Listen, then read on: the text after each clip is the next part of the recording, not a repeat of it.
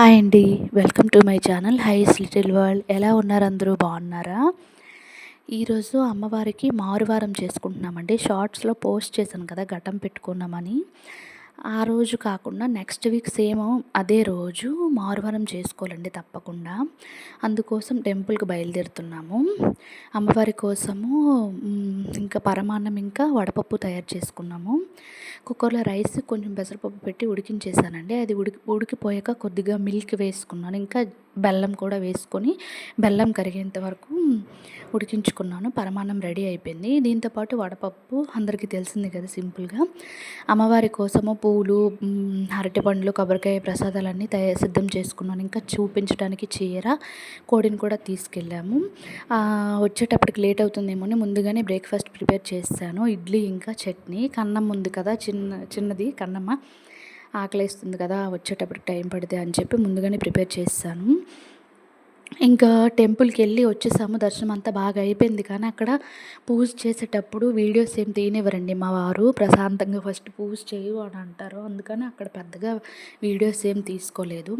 పూజ అంతా అయిపోయాక కోడిని చూపించాం కదా, అది క్లీన్ చేసి తెప్పించేశారు ఇంటికి, కట్ చేయించేసి. అది అత్తయ్యకి లంచ్ బాక్స్ ఉంది కదా, అందుకోసమని సింపుల్గా తొందరగానే చేసేస్తున్నానండి కర్రీ. ఫస్ట్ ప్యాన్ పెట్టుకొని కడాయి పెట్టుకొని ఆయిల్ వేసి పచ్చిమిర్చి, ఉల్లిపాయలు వేసి రెగ్యులర్గా చేసేటట్టే. తర్వాత శుభ్రంగా కడిగి పెట్టుకున్న చికెన్ కూడా వేసి వేయించేసాను. దానిలోనే అల్లం వెల్లుల్లి పేస్ట్ కూడా వేసాను. తర్వాత చికెన్ అంతా కొంచెం కలుపుకున్నాక దానిలో కొద్దిగా పసుపు ఇంకా ఉప్పు కూడా వేసి బాగా మగ్గనిచ్చేసాను. వాటర్ అంతా ఎగిరిపోయేంత వరకు. నిదానంగా చేసుకోవచ్చు, కానీ లంచ్ బాక్స్ ఉందని చెప్పాను కదా అత్తయ్య కోసం, అందుకని గాబరిగానే చేశాను.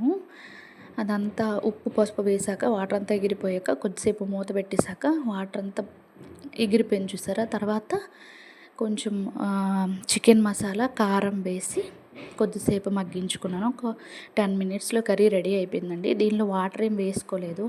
తినేదే మా ఇంట్లో ఇద్దరే కదా, ఇంకా దానికోసం వాటర్ ఎందుకు, తక్కువగానే ప్రిపేర్ చేశాను.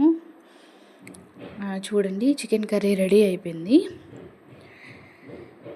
ఇది అయిపోయాక కన్నమ్మకి బ్రేక్ఫాస్ట్ పెట్టేశాను. కన్నమ్మ తినేటప్పటికి ఒక గంట టైం పడుతుంది ఈజీగా. మేము వచ్చి అదంతా అయ్యేసరికి 9:30 ఇలా టైం పట్టిందండి.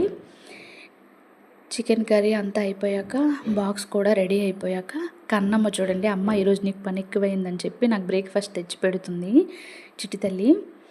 ఇంతేనండి వీడియో. ఇది నా మొదటి video. Please support me high little world.